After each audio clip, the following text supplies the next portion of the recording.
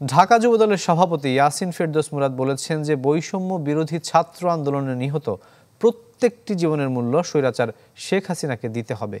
গতকাল ঢাকার ধামরায়ে BNP chairperson Begum Khaleda জিয়ার জন্মদিন ও সুস্থতা কামনায় মিলাদ মাহফিল অনুষ্ঠানে কথা বলেন তিনি।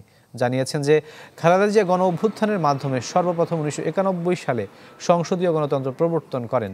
তিনি দেশের স্বাধীনতা ও সার্বভৌমত্ব বিকিয়ে না দিয়ে ভারতের সুপারিশে প্রধানমন্ত্রী হবার প্রস্তাবে রাজিও হননি। আলোচনা সভা শেষে আন্দোলনের শহীদদের আত্মার মাগফিরাত কামনায় দোয়া মোনাজাত করা হয়।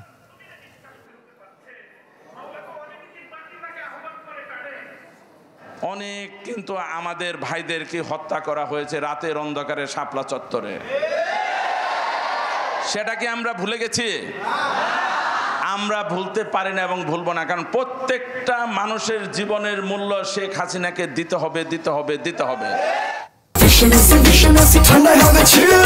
Vision is a vision, come on, I can do.